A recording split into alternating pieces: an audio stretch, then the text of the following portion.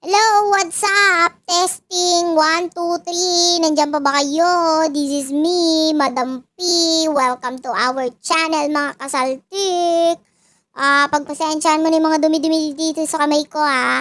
Kasi, nag-share ako ng palmistry.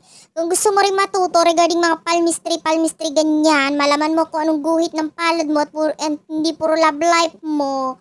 Ayan. Pumunta ka sa TikTok natin. Meron kaming, Unicorn Princess Tarot sa TikTok. Ayan na. Follow mo ako, ha. Huwag ka madapot sa follow sa TikTok, ha. Ang sungit. Ang aga-aga. Anyway, this is for collectives. Kapalaran sa pag-ibig. Collective to. Wala tayong specific zodiac sign. Kung makarelate ka. Kung hindi, hindi. At para sa mga mga madadamot sa subscribe. Mag-subscribe ka naman. Nood ka, di ka nag-subscribe. Okay na? Pwede na magsimula. Okay? Okay. Collectives. Pag di ka makarelate, hindi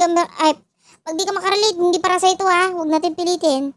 9 of Swords, 3 of Wands, Aries, Leo, Sagittarius, Gemini, Libra, Aquarius energy. Isa pa. Kuha pa tayo. The King of Swords. Anong trip mo? Bakit ka ganyan? Yung iba sa inyo, namimiss mo yung person mo, nalulungkot ka. Pero kinakatop mo siya. Ang laki mong abnormal sa part na yun. Miss mo. Gusto mo i-chat, gusto mo kausapin. Pero kinakatop mo, nilalayuan mo, hindi mo masyadong kinakausap. Saan ka ba pinaglihaan para maiwasan, nakaka-stress? Bakit ganyan? Kung namimiss mo, di kausapin mo, i-chat mo, kausapin mo. Imbis na kita ganun. Diba? Pero ikaw, hindi. Namimiss mo siya, pero secret lang. Namimiss mo, pero bawal sabihin. Ganoon. The Eight of Swords is here. This is your energy. Kunwari, hindi pinapansin yung person, pero miss na miss. Pautot mo sa buhay. Kakuntik. Alam mo, napaka-short ng buhay para magaganyan ka. Ang dami mong alam. Anyway, sino ba itong person na kakonect mo? Ba't ka nagaganyan? For our collectives, namimiss mo yung person mo. Sino ba itong person mo? The Devil! Kaya pala, na-demonyo. Diba? Hindi, what's with the Knight of Cups? Ay, yung iba sa inyo, hindi to para sa lahat, ha. Pwedeng this could be a friend or someone from the past na nagkaroon ng toxic energy sa inyo. At saka with the Knight, ano ba yan? Wait nga. Okay na. Ano ba yan? Malinaw na ba? Wala nang garalgal. Yung microphone ko yun. Anyway. Ito, dalawa lang yan, ha.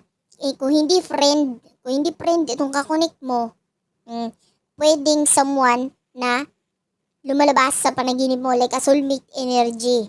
Okay? Pwedeng iba sa inyo, napapanaginipan mo nga itong person na ito, kaya pala namimiss mo.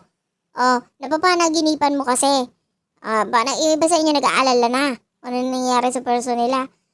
Kausapin mo nga. Diba? Ano bang, yung iba, sasabihin, paano ko kakasapin? Hindi ko nga alam ang number. Hindi ko nga alam kung paano ko kontakin. Di ang gawin mo, maghanap ka na doon, pumunta ka na doon sa police station, sabihin mo wanted, nag-ghosting ka kamo. Anong gagawin natin? Baka mamaya nawawala na pala yung person mo, kaya hindi ka makontak. Anyway, the Devil, at saka the Knight of Cups. Diba namimiss mo yung person mo? Ayun, yung person mo, busy sa future niya. Wala siyang... So, totoo lang, with the Knight of Cups, nakikita natin kahit paano may i-offer pa naman tong person mo, eh. Pero, pwedeng hindi niya rin maibigay sa iyo yung offer kasi may ano dito, eh. May asungot. Pwedeng hindi niya maibigay yung person because of the asungot. Ano ba yung asungot na yun? Alamin nga natin. Oh, the Ace of Swords. Clarify the Ace of Swords. Ano ba yung asungot na yun?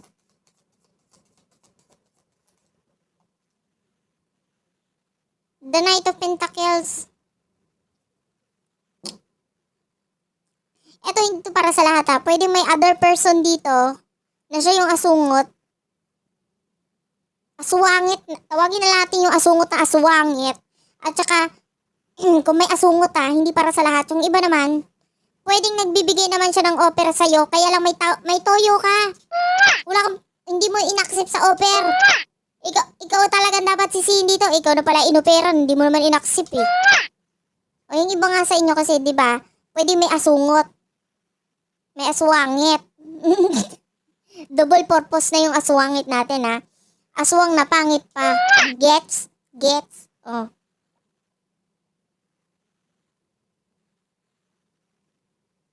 So ngayon yung person mo, di ba sabi ko sa'yo, pwede nagbigay ng offer or whatsoever sa'yo.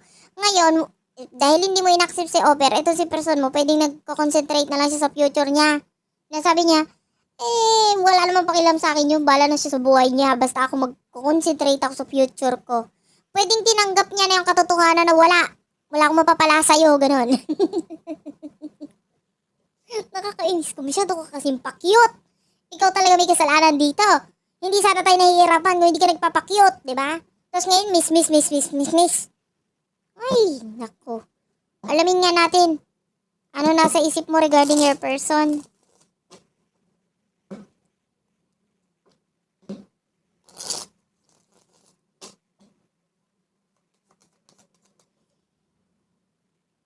The Six of Pentacles. The Five of Wands. What's with the Five of Wands? Gusto mo ngayon makipagtulungan dito sa person mo kasi gulong-gulo ka na sa buhay mo. Teka lang ha. Nakagat ko yung pisngi ko. Paano nangyari yun? Sa gilid yun, di ba? Dapat makakagat nila. Sa akin talaga pisngi yung nakagat ko. Pasensya ha, medyo mabilog yung pisngi ko eh. Alam mo yun? Anyway. Natatawa ako sa pisngi ko yan. Ngayon ko lang na-experience yun ha. Kailangan ko na palang mag-exercise. Ang exercise ko, ganun lang oh. Pagmumubog lang. Kasi pisngi lang yung ano eh. Yung tumaba. Tawan-tawa. Anyway. Balik tayo dito sa reading mo. Gusto ng stability ng person mo ngayon. Gusto mo ngayon ng stability sa person mo. Baliktad pala. Ikaw pala to. Gusto mo ngayon ng stability. Kaya lang magulo. Pwedeng magulo yung sitwasyon ninyo ngayon, dalawa ng person mo. Pero ngayon mo gusto makipagtulungan. Ang lakas ng toyo mo eh. Maaaring noon okay pa eh. Ngayon magulo tsaka mo gustong manghimasok. Sakalin kaya kita. Wala ka na sa katinuan eh. Ano naman ang nasa isip ng person mo patungkol sa'yo? Alamin natin.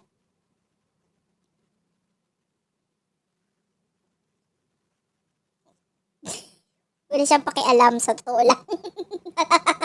Bala ka sa buhay mo kung anong pinag-iisip ko dyan. Basta ako nagpo-focus ako sa finances ko, sa pera ko.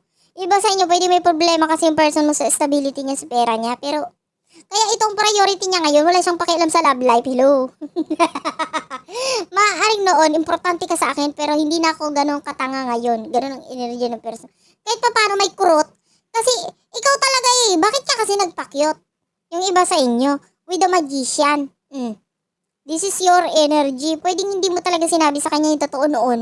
Na pwedeng nag-offer naman siya. Kaya lang, ang dami mong inisip, ang dami mo na namang insecurities. Yung iba sa iyo, insecurities yun eh. Yung iba sa inyo, wala lang. Gusto mo lang talaga yung hinahabol ka. Feeling mo naman hahabulin ka. Hindi ka hinabol. Anong gagawin natin? Di dapat pala, sinutsutan mo. Grabe. Naniwala ka naman agad na ayaw ko. Dapat sinabi mo, dapat naglumuhod ka pa ng konti, papayag naman ako. Dapat gumanon ka pala para hindi tayo nahihirapan ng ganito. Kasi yung iba sa inyo, medyo tumagal na yung connection, matagal na yung offer.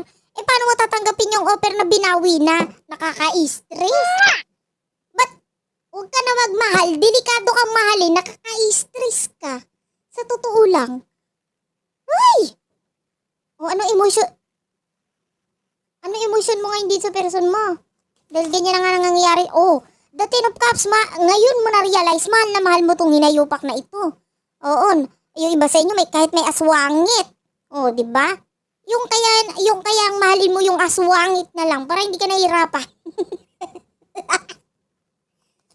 Oh, anyway. Oh, gustong-gusto mo ngayon with the Knight of Wands. Oh, and dito yung passion. Oh, all about passion. Mahal na mahal mo ngayon yung person mo. Gustong-gusto mo ngayon siya. Lalo na yung iba sa inyo, pwede nakita mo, stable na yung person ko. Mayaman na, pwede nang mahalin. Nakakainis ka sa part na yun. Bakit ka ganyan? Hinahirapan mo ako masyado. Hindi mo naman sinabing gusto mo lang umutang. Ano ba?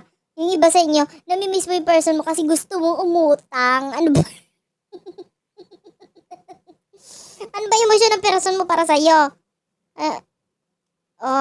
The Knight of Pentacles. Wala talaga siyang nakakainis. Wala siyang pakialam sa ngayon, sa totoo lang. With the Eight of Wands, clarify natin yung Eight of Wands. Baka may chance. The Death card, Scorpio energy, pwedeng nag-end na yung emosyon niya para sa'yo kasi nakakainis ka. With the Knight of, kahit ako kung ako yung love life mo dito, maiinis din ako, baka hamunin pa kita ng sakalan Aba, ngayon mo ako gugustuhin kung kailan, yung iba sa inyo, pinaiyak mo pa tong person na ito Hindi sa pangaano, masyado ka talagang pakyut noon. Ngayon mo ako gugustuhin? Ha? Magdusa ka. Diba? Gusto mo sayawan pa kita habang kinakanta ko yun. Magdusa ka. Hindi mo lang nakikita yung dance move ko ngayon kasi nakatutok sa baraha Yung maganda yung dance move ko, panis. Anyway.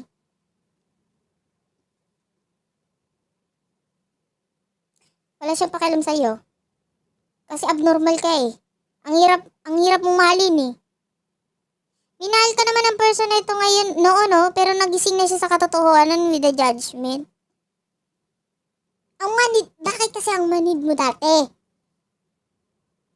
Yung totoo, lumalaklak ka ba ng anesthesia? What will happen in the near future for the both of you? What will happen? Ano mangyayari? Baka sakali. Oy, the Two of Cups and the Moon. Oy. The Eight of Pentacles. At saka the Eight of Cups. I-clarify natin yung Eight of Pentacles, Eight of Pentacles, clarified by the Seven of Wands and the Magician. Patis. Sige, itry mo lumapit sa person mo. Itry mo lang para, ayoko sabihin para itry mo talaga Kasi ang ending nito, possible na itong person na ito, siya naman ang magpa-cute. Kaya pag ikaw naman ang kumunik sa kanya, siya naman ang hindi papansin. Manigas ka dyan. Di.